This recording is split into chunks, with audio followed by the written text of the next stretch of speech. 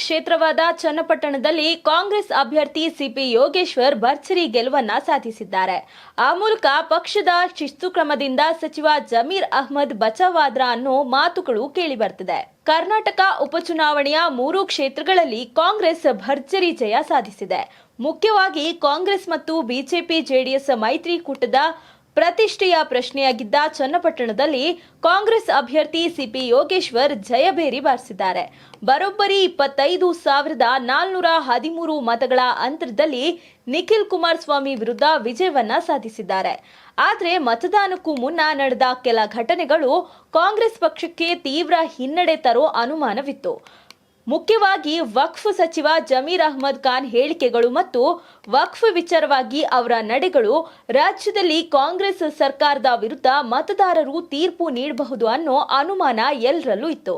ಇದಕ್ಕೆ ಇನ್ನಷ್ಟು ಪುಷ್ಟಿ ನೀಡುವಂತೆ ಮತದಾನ ಮುಗಿದ 2 ದಿನದ ನಂತರ ಕಾಂಗ್ರೆಸ್ ಅಭ್ಯರ್ಥಿ ಸಿಪಿ ಯೋಗೇಶ್ವರ್ ಆತ್ಮವಿಶ್ವಾಸವನ್ನ ಕಳೆದುಕೊಂಡಂತೆ ಹೇಳಿಕೆಯನ್ನ ಕೂಡ ಕೊಟ್ಟಿದ್ರು. ಬಹಿರಂಗ ಪ್ರಚಾರದ ವೇಳೆ ಸಚಿವ ಜಮೀರ್ ಅಹ್ಮದ್ ಖಾನ್ ಕೇಂದ್ರ ಸಚಿವ ಎಚ್.ಡಿ. ಕುಮಾರಸ್ವಾಮಿ ವಿರುದ್ಧ ಆಡಿದ್ದ ಮಾತು ಸಾಕಷ್ಟು ಟೀಕೆಗೆ ಗುರಿಯಾಗಿತ್ತು. ಕರಿಯ ಅಂತ ಕುಮಾರಸ್ವಾಮಿ ವಿರುದ್ಧ ಜಮೀರ್ ಜನಾಂಗೀಯ ನಿಂದನೆಯ ಮಾತನ್ನ ಆಡಿದ್ರು. ಇದು ಎಲೆಕ್ಷನ್ ರಿಸಲ್ಟ್ ಮೇಲೆ ಪ್ರಭಾವ ಬೀರಬಹುದು ಎನ್ನಲಾಗ್ತಿತ್ತು. ಇದರ ಜೊತೆಗೆ ದೇವೇಗೌಡರ ಕುಟುಂಬವನ್ನೇ ಖರೀದಿಸುವ ಶಕ್ತಿ ನಮಗಿದೆ ಅಂತ ಹೇಳಿದ್ದು ಕೂಡ ಆಕ್ರೋಶಕ್ಕೆ ಕಾರಣವಾಗಿತ್ತು. ಜಮೀರ್ ಅಹ್ಮದ್ ಹೇಳಿಕೆ ಸ್ವಲ್ಪ ಮಟ್ಟಿನ ಡ್ಯಾಮೇಜ್ಗೆ ಕಾರಣವಾಗಿದೆ ಅಂತ ಯೋಗೇಶ್ವರ್ ಪ್ರತಿಕ್ರಿಯಿಸಿದ್ರು. ಇನ್ನು ಜಮೀರ್ ಹೇಳಿಕೆಯನ್ನ ಖುದ್ದು ಸಿಎಂ ಸಿದ್ದರಾಮಯ್ಯ ಮತ್ತು ಡಿಸಿಎಂ ಡಿಕೆ ಶಿವಕುಮಾರ್ ಕೂಡ ವಿರೋಧಿಸಿದ್ರು. ಸಿದ್ದರಾಮಯ್ಯ ಆಪ್ತ ವಲಯದಲ್ಲಿರುವ ಜಮೀರ್ರನ್ನ ವಜಾಗೊಳಿಸುವಂತೆ ಅಥವಾ ರಾಜೀನಾಮೆ ನೀಡುವಂತೆ ಸಿಎಂ ಮೇಲೆ ಒತ್ತಡ ಹೆಚ್ಚಾಗ್ತಿತ್ತು. ಇನ್ನು ಡಿಸಿಎಂ ಡಿಕೆ ಶಿವಕುಮಾರ್ ಜೊತೆಗೂ ಜಮೀರ್ಗೆ ಉತ್ತಮ ಬಾಂಧವ್ಯ ಹೊಂದಿಲ್ಲ ಅನ್ನೋದು ಎಲ್ರಿಗೂ ಗೊತ್ತಿರೋ ವಿಚಾರ.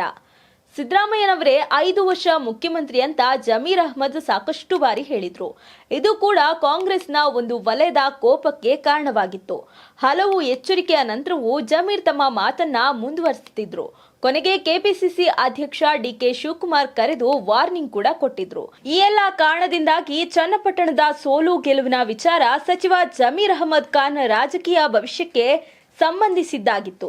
ಆದರೆ ಇದೀಗ ಸಿಪಿ ಯೋಗೇಶ್ವರ್ ಭರ್ಜರಿ ಗೆಲುವಿನ ಮೂಲಕ ಜಮೀರ್ ಮತ್ತೆ ಬೀಸೋ ದೊಣ್ಣೆಯಿಂದ ತಪ್ಪಿಸಿಕೊಂಡಿದ್ದಾರೆ ಅನ್ನೋ ಸುದ್ದಿ ರಾಜಕೀಯ ವಲಯದಲ್ಲಿ ಹರಿದಾಡ್ತಿದೆ.